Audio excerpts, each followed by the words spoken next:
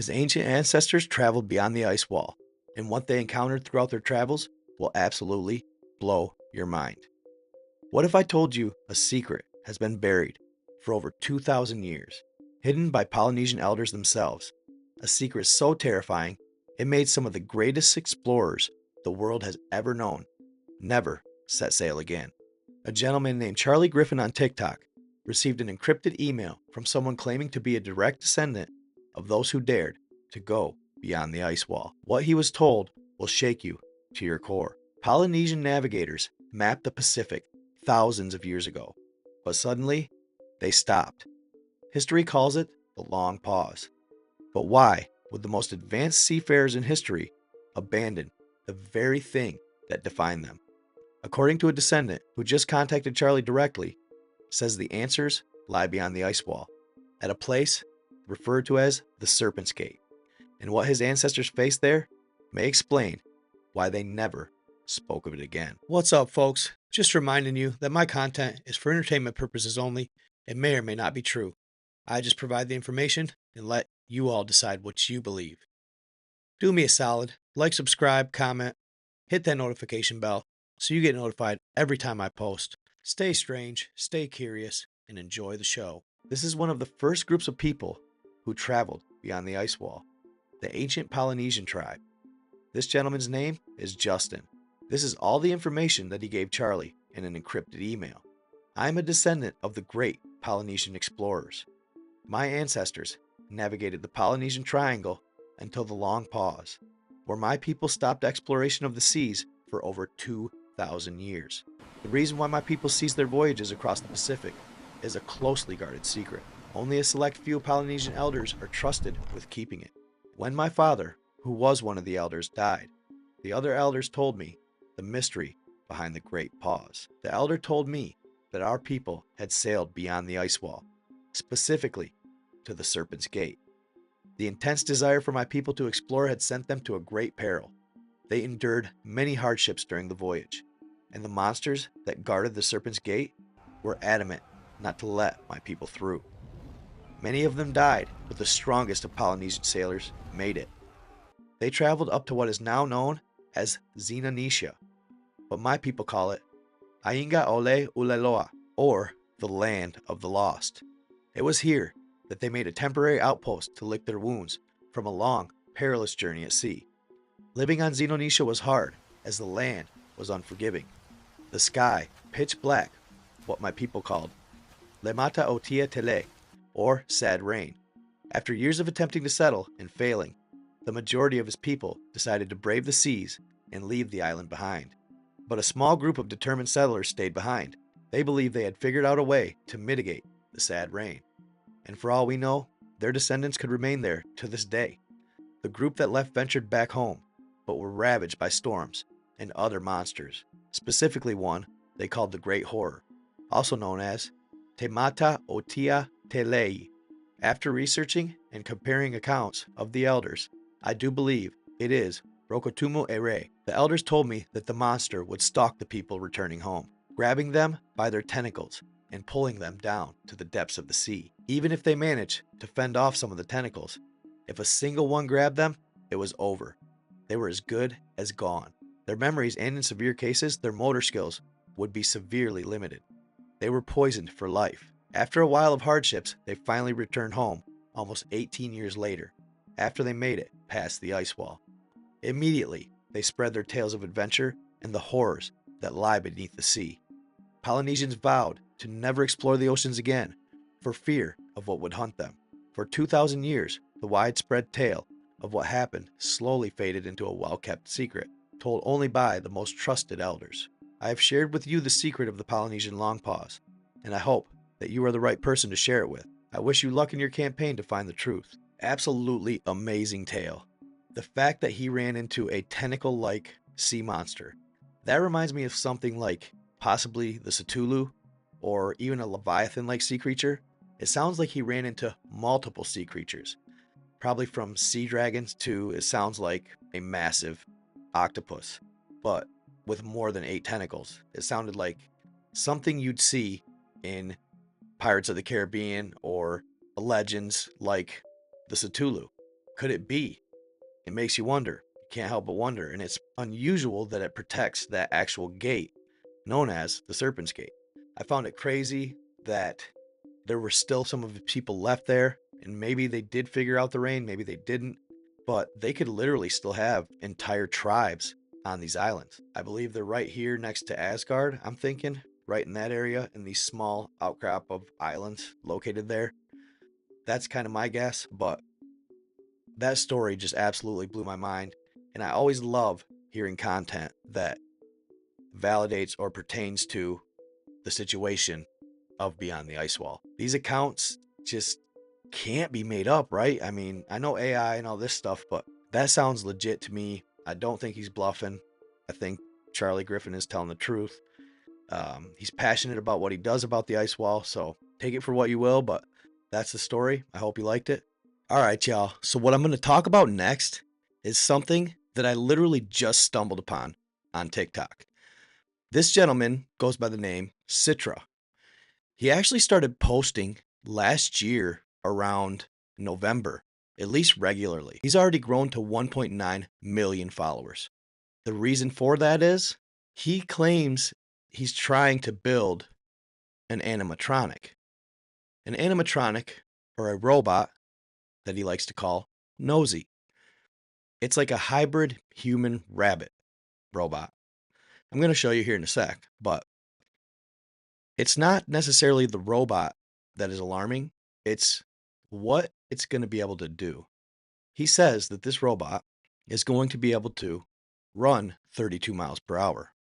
Mind you, at 10 foot 4 inches tall, it's going to be able to run that fast. It's also going to be bulletproof, waterproof, fireproof, pretty much whatever proof you can think of. He also is going to make it so it can kneel and get to the level of looking through windows. While it's kneeling, it's going to be able to recharge, so be self-sufficient. I don't know if he's going for some Five Nights at Freddy's type thing with this thing, but it's definitely weird and it's definitely unique. It's actually really pretty good engineering. It's really cool. He makes it this narrative of almost like a Jeepers Creepers vibe surrounding it. Like just, like a Five Nights at Freddy's vibe. Very interesting indeed. Very interesting to say the least. Very odd. But the kid is obviously next level intelligent. He's only going to be able to do this when he's home from school. But check out a few of his videos and I don't know. Let me know what you think in the comments because it's different, but it's definitely fascinating. Next, we're going to talk about an amazing story that once again proves tales in the Bible may have been true after all. And that's the story of Sodom and Gomorrah, as they think they possibly have recently found a pillar of salt that was Lot's wife near the Dead Sea.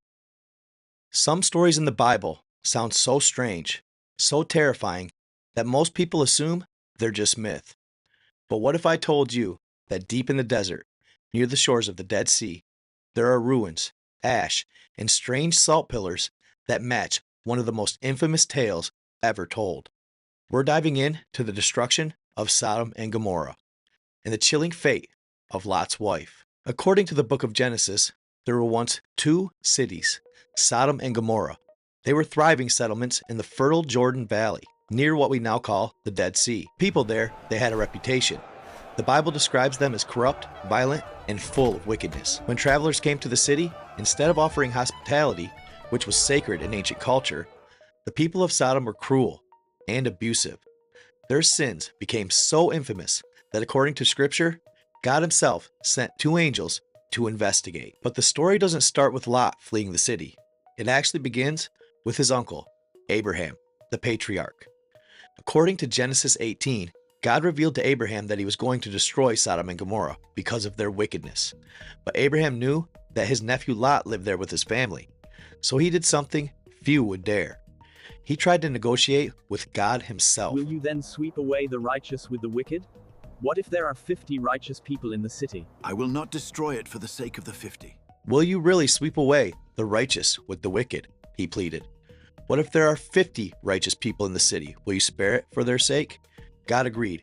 If 50 righteous could be found, the cities would be spared. But Abraham pressed further.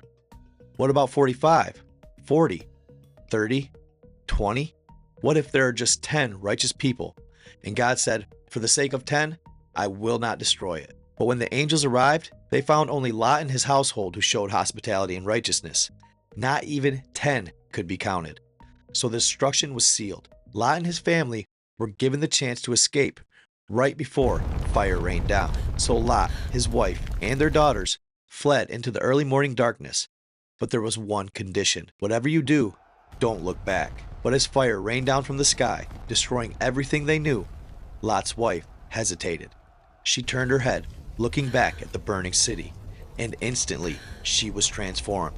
The Bible says she became a pillar of salt, frozen forever as a monument of disobedience and grief. But here's where it gets strange, because near the Dead Sea today, there really are towering salt formations. One in particular that they think could be Lot's wife. And around this same region, archaeologists have uncovered ruins of ancient cities, places like in Numeria, that appear to have been destroyed by sudden intense fire. Some researchers suggest sites were wiped out by an earthquake that released bitumen and flammable gases, igniting a catastrophic blaze. Others claim evidence of sulfur balls. What's even more crazy about the pillar of salt is that an independent lab in Jerusalem took a sample and tested it.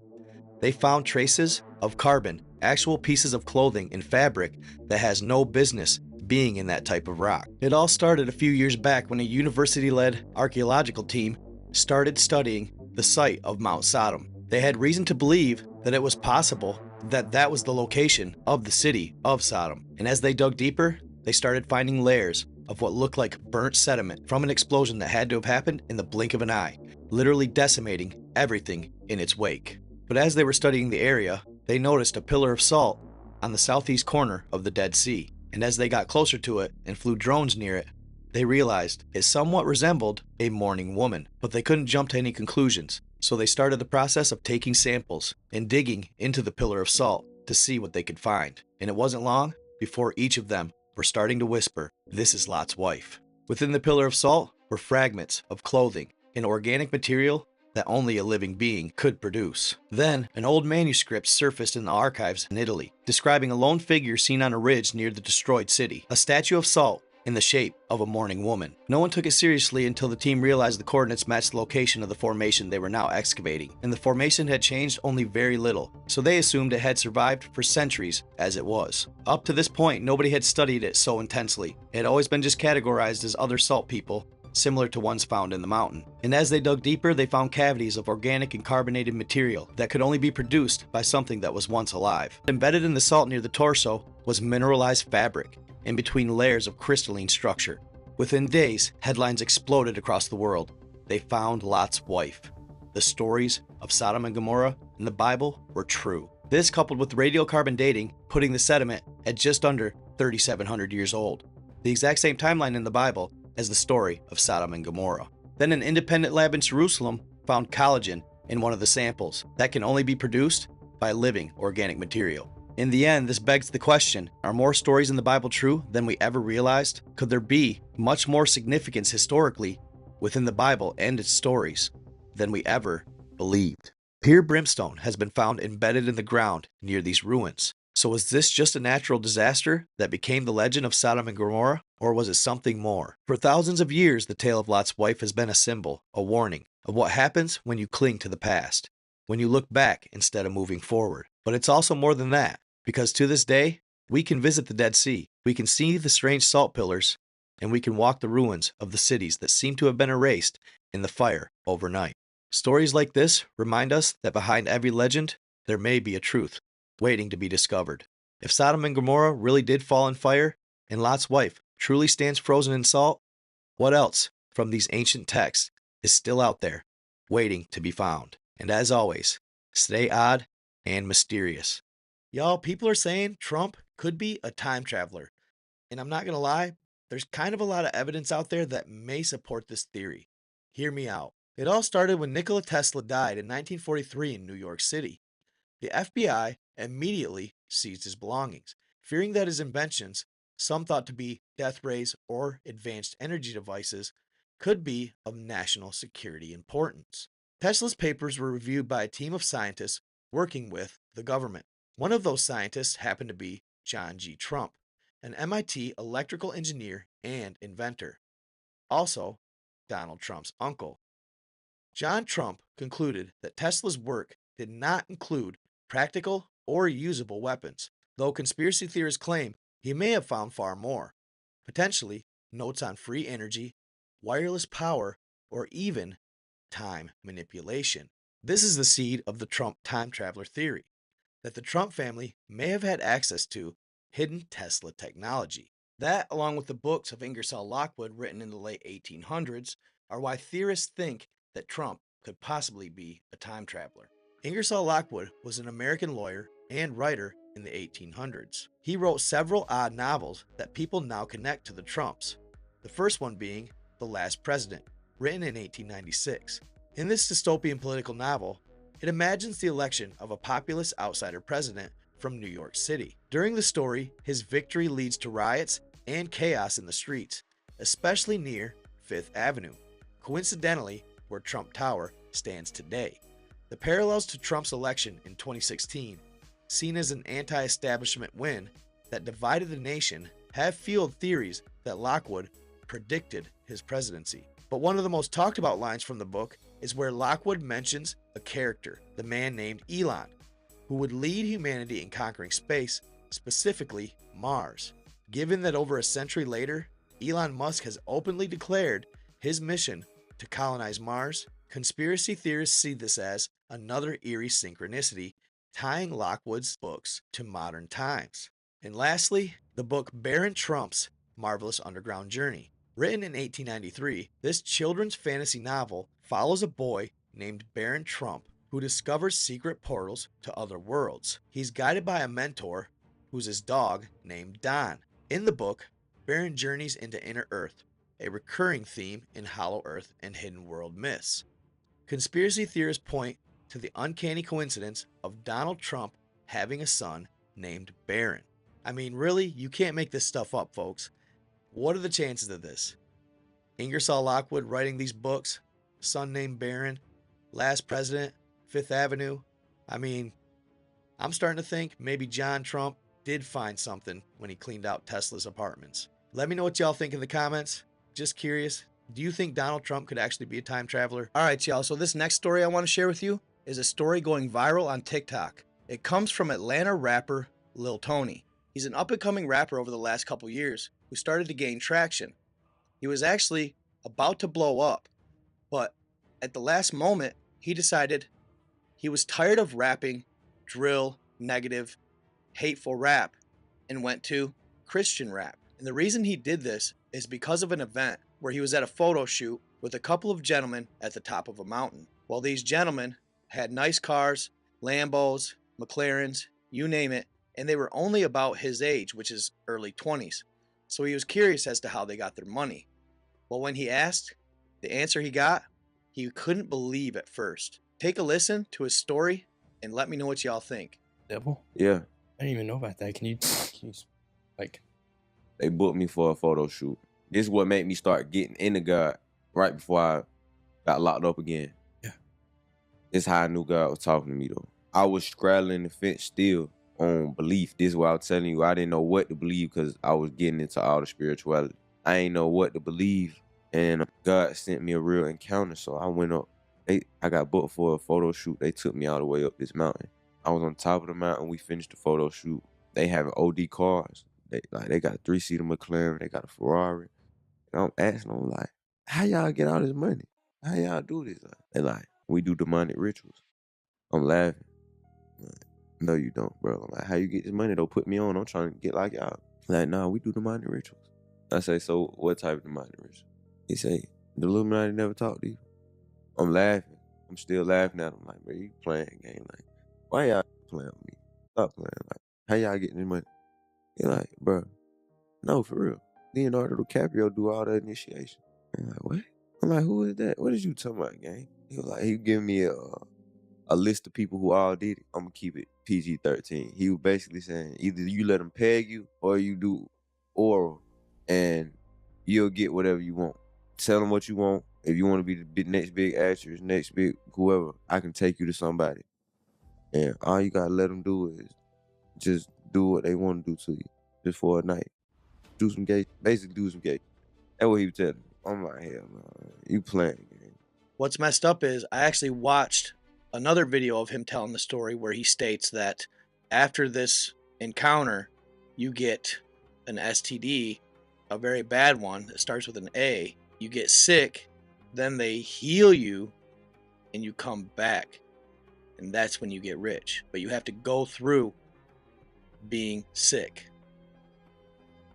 Crazy stuff. I don't know. Playing. So I'm still not trying to believe this. And he like, this when they get to laughing, they like, oh, we need to take him to the booty club. Stop playing with me, bro. He like, bro, I can make it happen. Now, while they doing all this, I'm trying to call my Uber. We on top of the mountain though. I don't got no service. So I'm like, all right, I see which one he work on it. They take off. The people who booked me, they take off. Like I tell them, I'm like, all right, y'all can take me to y'all Korean barbecue.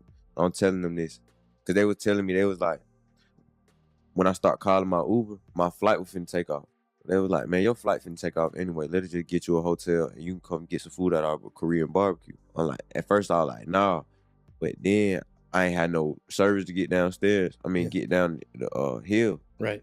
So I'm telling them, take me down to the bottom of the mountain. When I'm not telling them this, but in my mind, I'm like, I'm gonna let them take me to the Korean barbecue. Then when we get down there, I'm gonna just call me an Uber and go. So I tell them, I'm like, take me down to a Korean barbecue. They're like, okay, smooth, good, okay, boom. The people who booked me left. After they leave, I'm in the car with the other dude that they called up to have a photo shoot with me or take pictures, because he come up and he like to take pictures with celebrities to make him look like he was rich or famous. I get in the car with him in the 3-seater McLaren. This man, as we going down, see, on the way up, we go all the way up, like in the swivel, like all the way around the mountain. Yeah. On the way down, we take a right. So he not going the same way that we came up. So I'm like, what the hell? So then that's what I try. I'm like, okay. I'm like, take me to go get some McDonald's, gang. I want to go get some McDonald's. He said, we're not going to take you to get no McDonald's. We spent all this money to get you up here. This face change, gang. In front of me. You seen Venom? Like, like Spider-Man? Yeah, from Spider-Man. Kind of like that. It wasn't like OD, like long, like veins, OD long out his face. It was probably about this wide. Face changed. I'm like, what the? Like, it's probably about like right here. Like, all I can say, bro, it was like, kind of like the Sandman. Like how you'll see somebody morph into something. Yeah. It's like that. It threw me all the way off. So I'm confused now. I'm like, okay. I didn't know how to get out of the car. I would have been got out of the car. We in the 3-seater McLaren, so it's like a button you got to push to get up out of there. Gotcha. So he backing in. Now he backing into somebody driveway. He smack up mailbox. So now he hit the button and he get up out of there. He hit the button and get up out of there. I see the button. I'm getting up out of there too. I hit the button. Guess what? It's a mailman come out of nowhere. I run up to him. I'm like, hey, bro, let me get in the back of your truck. He looking at me like, yeah, no. I look at him. I'm like, bro, just let me get in the back of your truck, bro. Please, just take me down. Take me down to the bottom. Please, just take me down to the bottom. It was God. He took me down to the bottom. Like, if I was him, I wouldn't have took me down to the bottom. Some random trying to get in the back of my truck. Yeah.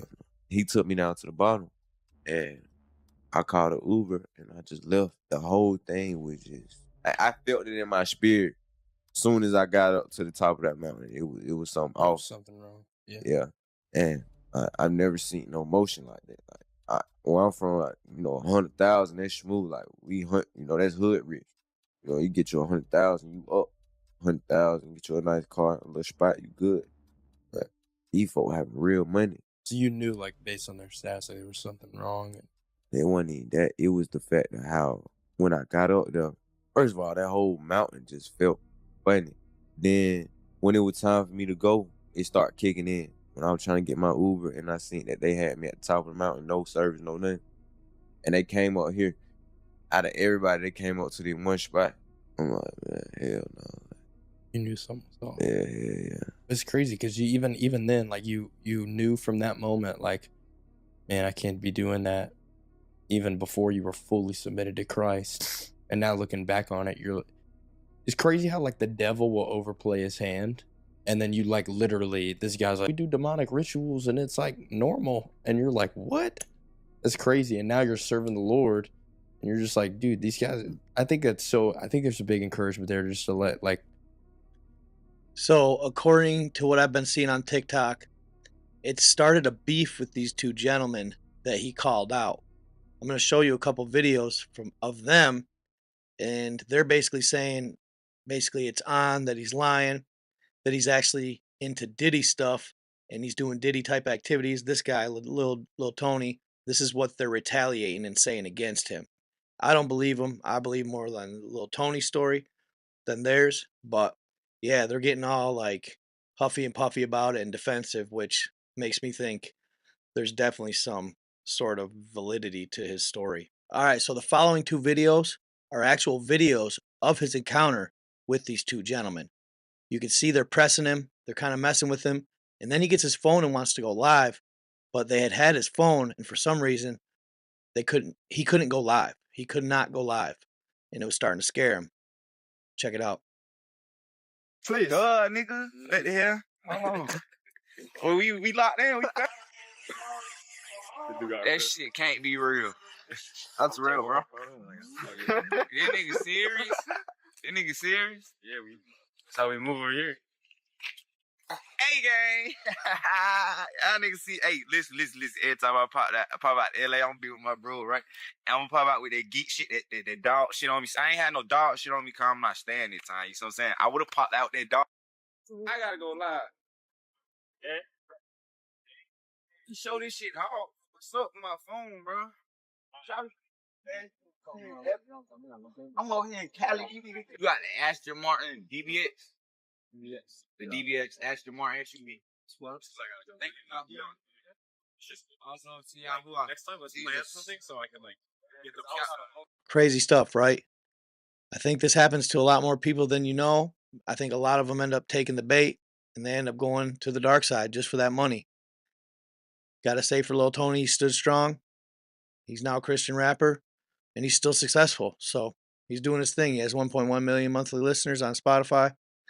And maybe he won't go as big as, 21 Savage or them guys. Anybody in that tier. He probably won't go mainstream, but hey, at least he's got his soul. So I hope you all enjoyed this video. I put a lot of work into it. Hope you can see that my production value is going up. And stay tuned because I will probably be going live later this week. I'm going to try and be more consistent with the times. Definitely worked out the kinks on the sound and everything, so this live should be a lot better than the last. All right, y'all. Hope you had a good day. Stay in the love, stay in the light, be kind to others. Out.